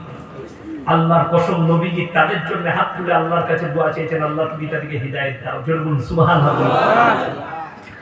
নবীজি কাবা ঘরে কোরআন পড়ছে, বেঈমান কাফেররা বাইরে তাবলীগ চালাচ্ছে। কিসের তাবলীগ? নবীজির বিরুদ্ধে কি তাবলীগ চলছে শুনেলেন? আল্লাহ আয়াত পাঠাচ্ছেন নবীজির কাছে, ওয়াকালাল্লাযীনা কাফারু লা তাসমাউ লিহাযাল কুরআন ওয়ালগাউ ফীহি লাআল্লাকুম তাগলিবুন। নবী যে কোরআন আবৃত্তি করে, সে কোরআন তোমরা শ্রবণ করো না, হাততালি মারো, আর কানেতে আঙ্গুল দাও। তারপরেও নবীজি তাদের জন্য দোয়া করেছেন, আল্লাহ তুমি এদিকে হিদায়াত দাও। জোরে বলুন সুবহানাল্লাহ। যারা ভালো মানুষ হবে তারা কারো ক্ষতি চায়, ক্ষতি চাই। আমার বয়ানকে যারা বিকৃত করেছে, একটা মেয়ে অমুসলিম ধর্মে এবং সমাজে বিভ্রান্ত ছড়াতে চেয়েছে, তার জন্য আমার কোনো অভিযোগ নাই। তার জন্য একটাই দোয়া আছে, আল্লাহ তুমি এত তকদিরে হিদায়াত থাকলে হিদায়াত দাও, তা না হলে একে মিশকে নাবুদ করে দাও। যারা আমার বিরুদ্ধে ষড়যন্ত্র করেছে, আল্লাহ যারা খাল কাটতে চাইছে সেই খালে তুমি তাদেরকে ফেলিয়ে দাও। বলুন আমিন। হ্যাঁ, এবং তাদের তকদিরে হিদায়াত থাকলে হিদায়াত দাও, এই দোয়াই থাকবে। মুমিনদের দোয়া, মুমিনদের আখলাক হচ্ছে ক্ষমা করে দেওয়া। সবাই একে অপরকে ক্ষমা করবেন। জোরে বলুন ইনশাআল্লাহ। কোনদিন ভালো মানুষ মুমিনরা কারোর ক্ষতি চায় না। আপনারা কি চান জানি না, আমি দোয়া করি জলসায়, আল্লাহ যদি তকদিরে থাকে তুমি মোদিজিকে কালমা নসিব করো। বলুন আমিন। আমি দোয়া করি আল্লাহ জমিদিকে ইসলামের জন্য কবুল করো। বলুন আমিন। আল্লাহ তকদিরে রাখলে কবুল করবে। তা না হলে আমি বলেছি, আল্লাহ যারা ইসলামকে মিটাতে চাইছে তকদিরে ঈমান থাকলে ঈমান দাও, তা না হলে তাদেরকে রিস্কে নাবুদ করে দাও, তাদেরকে মিটিয়ে দাও। কান খুলে শুনে যান, বেঈমান কাফের কখনো সফল হতে পারবে না, মুমিনরাই সফল হবে। যারা মনে করছে গাজায় মুসলমানরা নিরীহরা মার খাচ্ছে, ফিলিস্তিনের নিরীহ মুসলমান মার খাচ্ছে, আল্লাহর কসম খেয়ে বলে যাচ্ছি, নবীজি সাল্লাল্লাহু আলাইহি সাল্লামের হাদিস, একদিন আল আকসায় ঝান্ডা উড়বে ইসলামের। জোরে বলুন সুবহানাল্লাহ। ইসরায়েল বলে কোনো দেশ থাকবে না পৃথিবীতে, মিটে যাবে। আমার ভাই, দাজ্জালের আবির্ভাব ঘটবে। তারা এখন দাজ্জালের প্রমোট করতে শুরু করে দিয়েছে, আপনার জানা না। দাজ্জালের এই যে মোবাইল ইউজ করছেন, এক টেকনোলজি হচ্ছে ইসরায়েল। কথা বুঝতে পারেন? এটা ইসরায়েলের। এই যে মাইক ব্যবহার করছে, এটা কার? ইসরায়েলের। আপনি যতগুলো দামি খাবার খাচ্ছেন সব তাদের প্রোডাক্ট। আপনি কি করে ছাড়বেন? কেন? আপনাকে অভ্যস্ত করে দিয়েছে তারা প্রচার করছে, পৃথিবীর মানুষ তোমরা একটার বেশি বাচ্চা নিও না, পপুলেশন কমাতে হবে। কিন্তু তারা ইহুদিরা এক একজন 7টা 8টা করে বাচ্চা নেয়। এটা আপনাদের জানা। পৃথিবীতে বলছে তোমরা সিজারের বাচ্চা না, কিন্তু তারা বেশিরভাগ নরমের বাচ্চা নেয়। এটা হচ্ছে তাদের মিশন, পৃথিবীর জন্য মিশন। শুধু মুসলিমের উপরে চক্র নয়, গোটা পৃথিবীর উপরে চক্র তার। কিন্তু আল্লাহ তাদেরকে সফল হতে দিবেন। সফল একমাত্র আল্লাহর হাবিব সাল্লাল্লাহু আলাইহি সাল্লামকে মানলে ওয়ালা ইসলামের সফলতা আসবে। জোরে বলুন ইনশাআল্লাহ। ওই জন্য ভয়ের কিছু নেই। সবাই নিয়ত করুন শিরক মুক্ত জীবন গড়ব। জোরে বলুন ইনশাআল্লাহ। শিরক বিদআত মুক্ত জীবন গড়ে দেন। কেন? কবে মরে যাব জানি না, কবে আমরা চলে যাব জানি না, কিন্তু জেনে রেখে দিবেন, আপনি যখন কবরে যাবেন, যদি জীবনে কেউ যদি জিনা হয়ে যায়, সে যদি আল্লাহর কাছে কেঁদে কেঁদে ক্ষমা চায়, আল্লাহ ইচ্ছা করলে ক্ষমা করবে। কেউ যদি চুরি করে ফেলে, ক্ষমা চায়, আল্লাহ ইচ্ছা করলে ক্ষমা করে দিবে। কিন্তু কোরআনে আছে ইন্না শিরকা লাযুলমুন আযীম। কেউ যদি জেনে বুঝে জিদ করে শিরক করে, শিরকের গুনাহ, আমার আল্লাহ জীবনে ক্ষমা করবেন না। কেউ যদি জিদ করে, আপনি করেছেন, আল্লাহ ক্ষমা করে দিয়েছে। আর প্রত্যেকটা মুসলমান ভাইকে বলছি, আপনারা এলাক ভয় খাবেন না। বাবরি মসজিদ ভেঙেছে, কি হয়েছে জানেন? বাবরি মসজিদ ভাঙায় মুসলমানদের সফলতা আছে, আছে না? আপনারা কিছুই জানেন না। সফলতাটা কি? 1 নম্বর সফলতা হচ্ছে, যে ছেলেটা প্রথম হামবার মেরেছে তার নাম হচ্ছে বলবীর সিং। বর্তমানে তার নাম ছিল আমির, এখন সে মরহুম আমির। মারা গেছে, 74টা মসজিদ তৈরি করে মারা গেছে। জোরে বলুন সুবহানাল্লাহ। দেখুন আমার ভাই, আপনি ভাবছেন মসজিদ ভেঙে গেছে, ওই মসজিদ ভাঙাতে আপনার জানা নাই, তারা জানে। কতগুলো অমুসলিম ভাই ইসলাম কবুল করেছে তার ঠিক ঠিকানা নাই। জোরে বলুন সুবহানাল্লাহ। এটাই তো সফলতা। এটার থেকে বড় সফলতা আর কিছু আছে? এর থেকে বড় সফলতা আর কিছু নাই। আপনি ওই জন্য ব্যবহার ঠিক দেখান, আখলাক ঠিক রাখুন, মুসলমান জানেন আবেগে চলে। কিসে চলে বললাম? আবেগে। আপনি আবেগে চলবেন না, ইসলাম আবেগে নয়, ইসলাম হোশে হয়, জোশে নয়। আপনার জন্য দিনকে সহজ করেছে, আপনি কেন কঠিন করে নিচ্ছেন? কঠিনটা বলবো কেন কঠিন আপনাকে বলে দিই। দেখুন, এই গত 3 দিন আগে শবে বরাত গেল না গেল? হাওড়া, হুগলি, 24 পরগনার ছেলেরা সারা রাত জাগরণ করেছে না করে? আর যে কটা ম্যান নামাজি তারা ঠিক নিজের মতো করে পড়ে ঘুমিয়ে গেছে, তারা ফজর উঠে ফজর পড়েছে। আর যে মাল কটা খালি গুটকা খেয়ে ঘুরে বেড়াচ্ছিল বাইক নিয়ে চায়ের দোকানে, তারা খালি ছুটে বেড়াচ্ছিল। রাগ করেন, আমি বাস্তব বলছি। ওই জন্য শবে বরাত কিন্তু সবার জন্য নয়, যারা 365 দিন 5 ওয়াক্তের নামাজ পড়ে তার জন্য শবে বরাত। আপনাদেরকে বলি, উচ্চ মাধ্যমিক পরীক্ষা হলো না? একটা ছেলে পুরো পরীক্ষা দেয় না, সে গিয়ে খালি রেজাল্টের দিনে হেডমাস্টারকে বলছে, স্যার আমার রেজাল্টটা দেখি, তাকে কি করে রেজাল্ট দিবে? ঝাঁটা করে মারবে না? এ কথা বলে মারবে না? ও তোমার কাছে কিচ্ছু নাই, নামাজ সারা বছর নাই তো, তো খালি শবে বরাতে ফেরেশতারা যদি কবরে জিজ্ঞেস করে কি কি আছে তোর দেখি, তো সে বলবে কিছুই নাই, খালি শবে বরাতে নামাজ আছে আর মুহররমের দিনে আন্ডারপ্যান্ট পরে ড্যান্স করছে। তাহলে ঝাঁটা মারবে না কবর? এমন গুতো মারবে 70 গজ নিচে যাবে। আমার মুসলমান ভাই, তুমি শরীয়তি দুজনই। আচ্ছা, কেউ যদি শবে বরাতের রোজা না রাখে তার গুনাহ আছে? এটাকে হুজুররা বলবে কোনো গুনাহ নাই।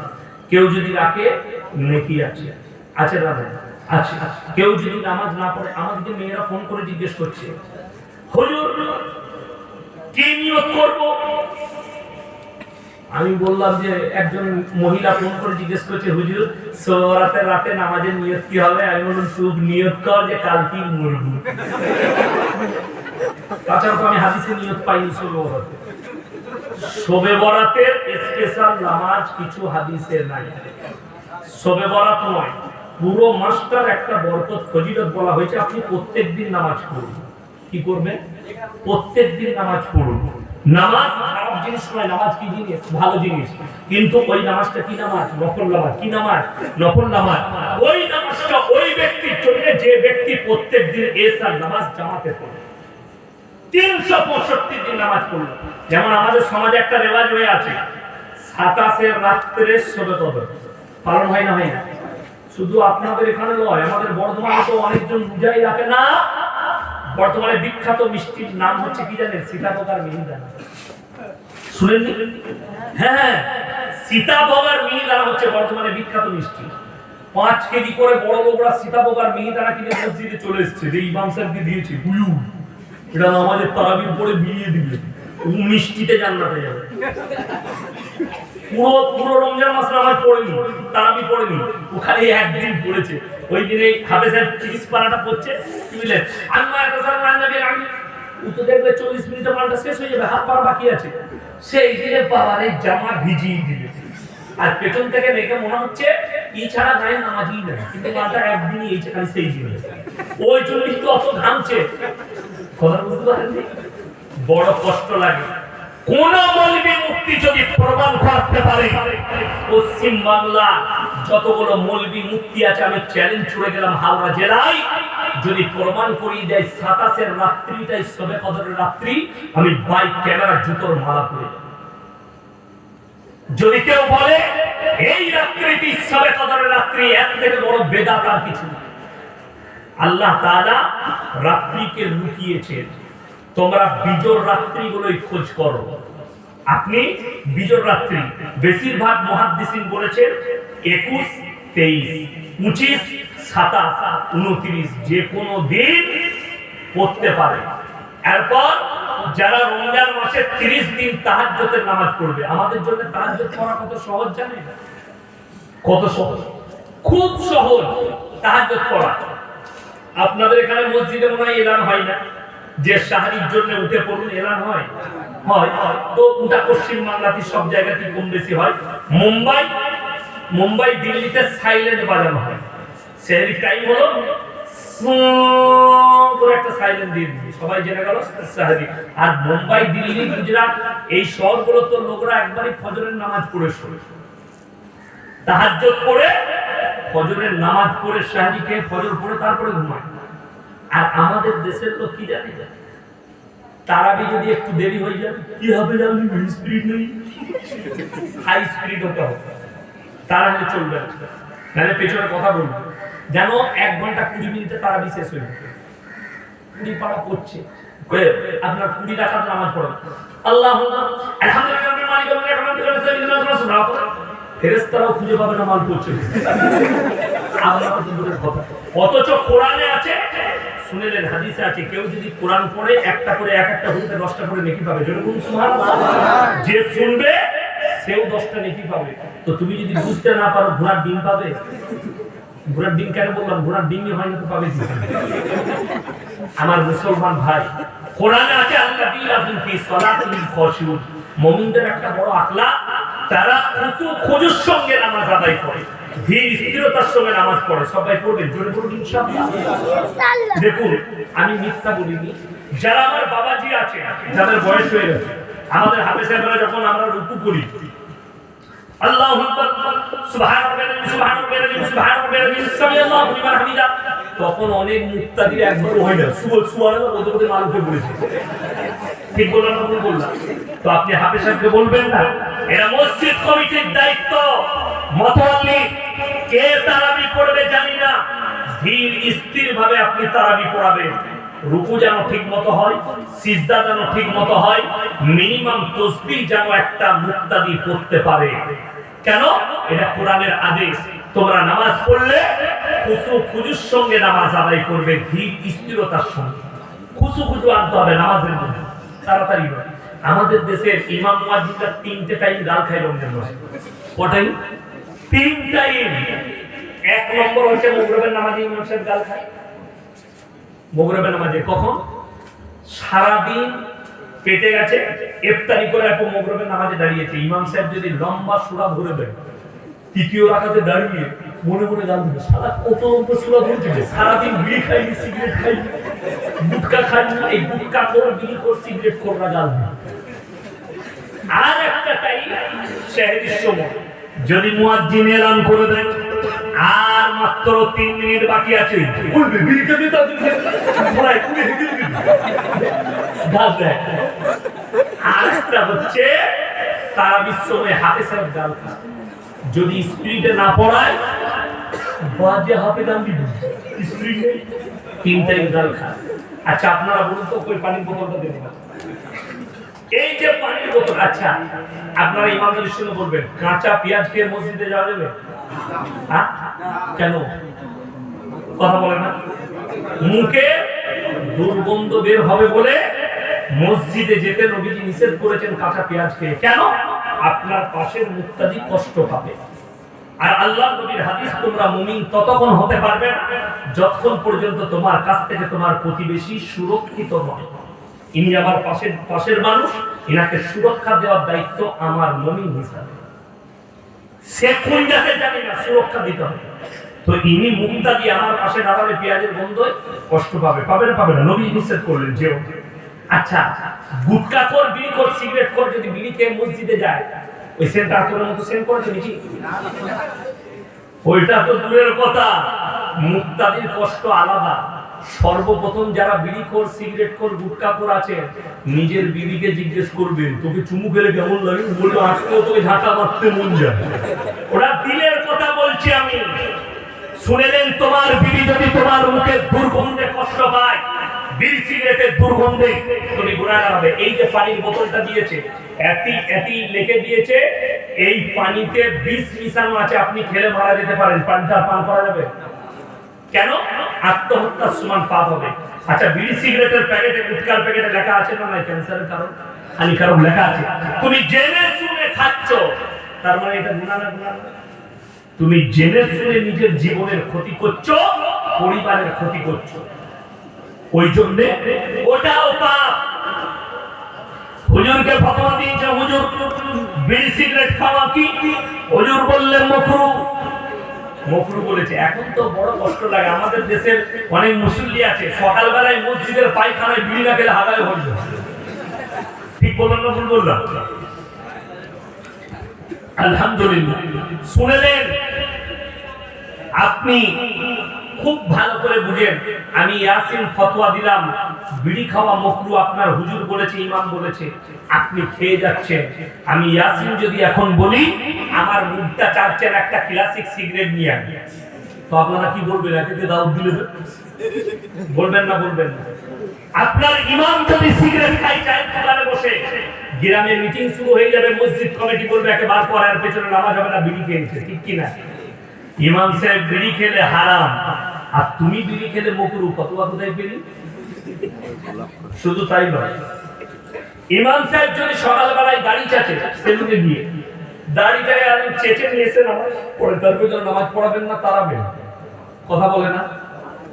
তাড়ি দিবেন কেন? ইমাম সাহেব দাড়ি চেচেছে, তার পেছনে নামাজ হবে না। ইমাম সাহেব দাড়ি চাচলে তার পেছনে নামাজ হবে না, এই ফতোয়া বুঝেছিস? ইমামের পেছনে তুই কি করে দাড়ি চেচে নামাজ পড়িস? এই ফতোয়া কোথায় পেলি?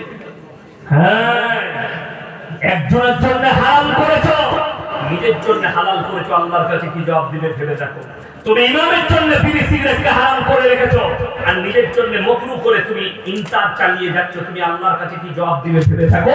তোমার মুখের দুর্গন্ধে তুমি মসজিদে দাঁড়ালে ইমাম কষ্ট পায়, তোমার পাশের মুক্তাদি কষ্ট পায়, আমাদের মতো মৌলবীরা দাঁড়ালে কষ্ট পায়, অথচ তুমি নিজেকে মুমিন বলে পরিচয় দাও। তুমি বাড়িতে গিয়ে বিছানায় শুনে তোমার বিবি কষ্ট পায়, অথচ তুমি নিজেকে মুমিন বলে পরিচয় দাও। হে আমার মুসলমান ভাই, খারাপ জিনিসকে ইসলাম অ্যাভয়েড করতে বলেছে, ভালো জিনিসকে গ্রহণ করো। আপনি বলুন, যারা গুটকা খান, একটা গুটকার জায়গায় আপনি যদি একটা পেয়ারা খান, শরীরে উপকার আছে না? এই পেয়ারা খাওয়া হারাম? কথা বলেন। ফল খাওয়া নবীজির সুন্নত, পাপিতা খান, খরবুজা খান, ফল ফ্রুট খান, দামি হালাল জিনিসগুলো বস্তুগুলো খান, কোনো ইসলামে নিষেধাজ্ঞা নাই। আমাদের সমাজের লোক মনে করে ভালো মন্দ খেলে টাকা শেষ হয়ে যায়, মুঠির নয়। অপব্যয় করলে আল্লাহ টাকা ফেলে দেয়। ভালো মন্দ টাকা শেষ হয়ে যায়। ভালো মন্দ আপনি খান, বরকত পাবেন। আল্লাহ যেদিকে মাল দিয়েছে ভালো মন্দ খান, দামি দামি হোটেলে খান, কোনো অসুবিধা নাই, মাল কমবে না। কিন্তু যারা অপব্যয় করবে আল্লাহ মাল ফেলে দেয়। ওই জন্য মুসলমান ভাই অনুরোধ করছি, সবাই নিয়ত করেলেন আজ থেকে আমরা সকলে দিনের উপরে প্রতিষ্ঠিত হবো, জোরে বলুন ইনশাআল্লাহ। বাচ্চাদিকে তিনি তালিম দেন যেন তাদের মধ্যে তিনি তালিম আসে। এই মাদ্রাসা আপনাদের মাদ্রাসা, আমাদের মাদ্রাসা সম্পদ। আপনারা জানেন এই উলামাদের অবদান, এই মাদ্রাসা থেকে ইংরেজদের বিরুদ্ধে প্রথম আন্দোলন উঠেছে। এই ভারতের মাদ্রাসা থেকে 56,000 আলেম গর্দন দিয়েছে।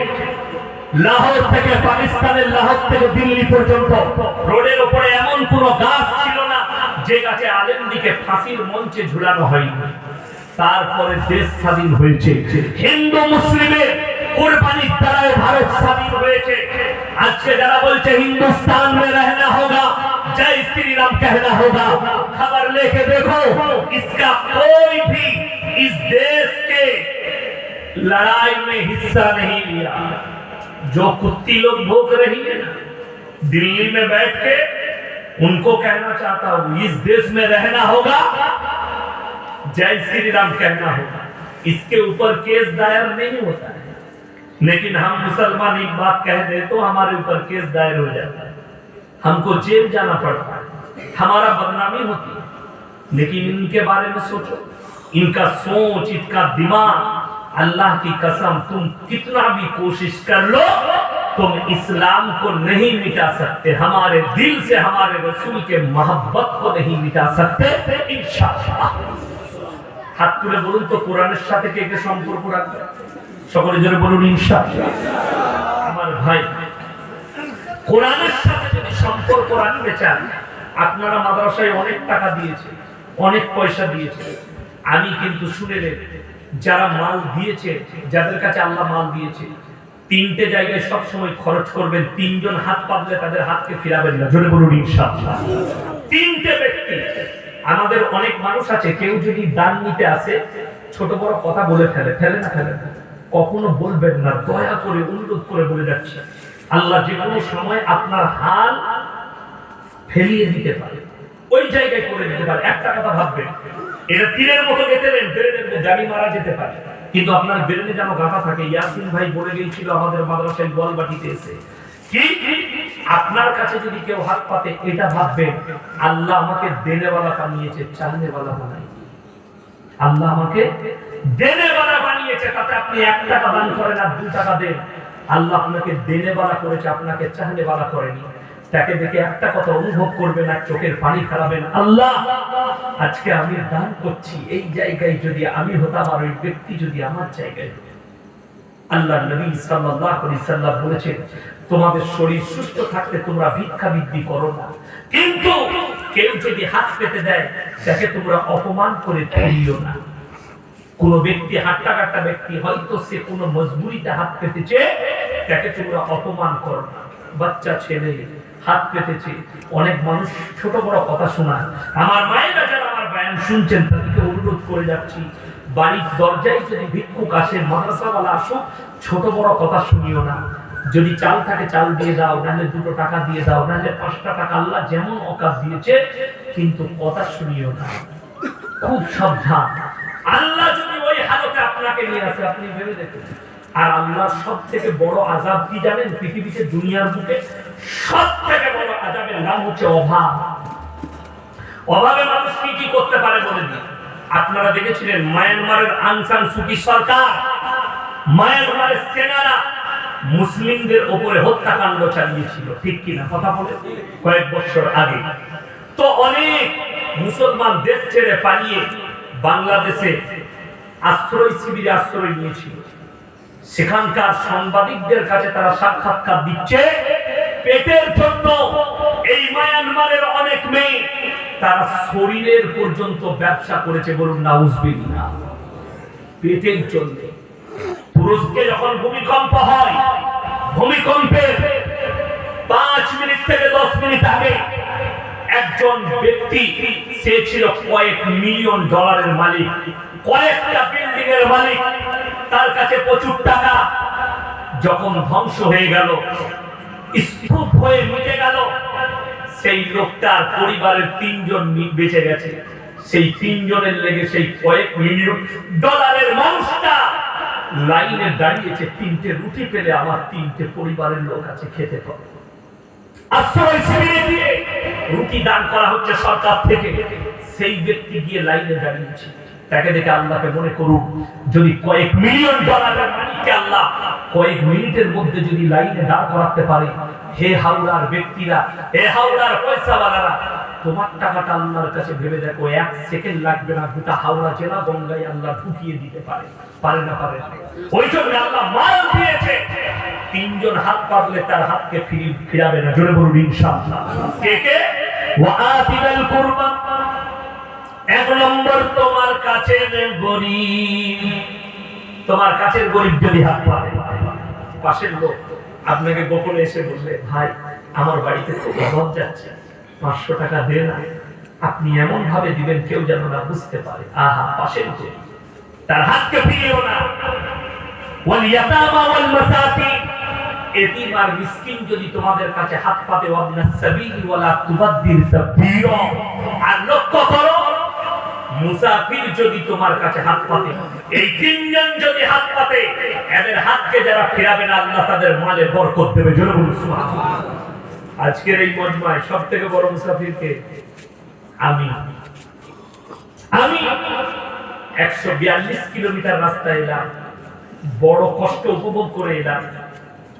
জানি না গাড়ি অ্যাক্সিডেন্ট হলে আমার আর মৃত্যুর খবর ছাড়া কোনো উপায় ছিল না। গাড়ি 130-এ ছুটছিল।